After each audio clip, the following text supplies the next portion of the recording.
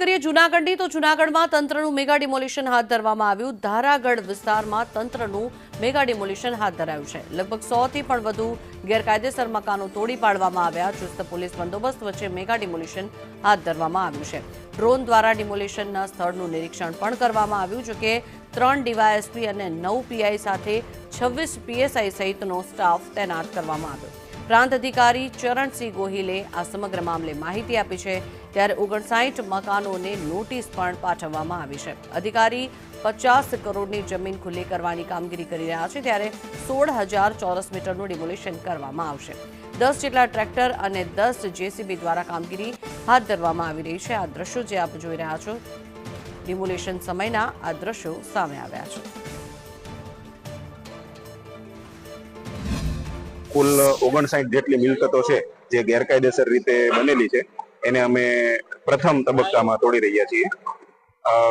એમની પાસે કોઈ પ્રકારના આધાર પુરાવા નહોતા। કલમ 61 ની નોટિસ અને 202 ની કાર્યવાહી કરી અને ત્યારબાદ આ કાર્યવાહી કરવામાં આવેલી છે। લોકો પાસે આધાર પુરાવા પણ માંગવામાં આવેલા હતા, પણ એમની પાસે કોઈ આધાર પુરાવા હતા નહીં। કુલ 10 જેટલા જેસીબી અને હજી વધારે સંખ્યામાં જેસીબી લગાવી અને આ અમે જે વિસ્તાર છે એ ખુલ્લો કરાવી રહ્યા છીએ આજે। कुल अंदाजित 16,000 चौरस मीटर जेटली जमीन आज खुली थशे અને અંદાજિત કિંમત ગણીએ બજાર ભાવ પ્રમાણે તો અંદાજિત 50 કરોડ રૂપિયાની મિલકત છે એ આજે ખુલ્લી થશે। જૂનાગઢમાં આજે વહેલી સવારથી છે મેગા ઓપરેશન ડિમોલેશન જે શરૂ કરવામાં આવ્યું છે। વહીવટી તંત્ર દ્વારા જે ઉપરકોટનો પાછળનો વિસ્તાર છે ત્યાં ધારાગઢ વિસ્તાર કહેવામાં આવે છે, તે તમામ જે છે ત્યાં ડિમોલેશન હાથ ધરવામાં આવ્યું છે। વહીવટી તંત્રનો સ્ટાફ અત્યારે ખડે પગે રાખવામાં આવ્યો છે। 70 કરતા પણ વધુ મકાનો છે તેને તોડી પાડવાની જે કામગીરી છે તે શરૂ કરી દેવામાં આવી છે।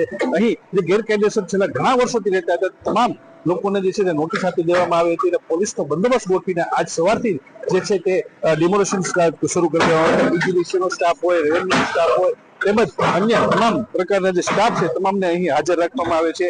ઉપરાંત 2 ડીવાયએસપી 9 પીએસઆઈ સહિતનો કાફલો તેના પોલીસનો બંદોબસ્ત છે। ડ્રોન ઉપરથી પણ જે છે ચાપતો બંદોબસ્ત ગોઠવી દેવામાં આવે છે। ઘણા વર્ષોથી આ જમીન ઉપર પેશકદમી હતી, તેને લઈને જે છે તે નોટિસ પણ 3 દિવસ અગાઉ આપવામાં આવી હતી। આ નોટિસને લઈને લોકો જે છે ખાલી કરીને અહીંથી મકાનો જે જતા રહ્યા હતા। આજે સવારથી આ ડિમોલેશન હાથ ધરવામાં આવ્યું છે।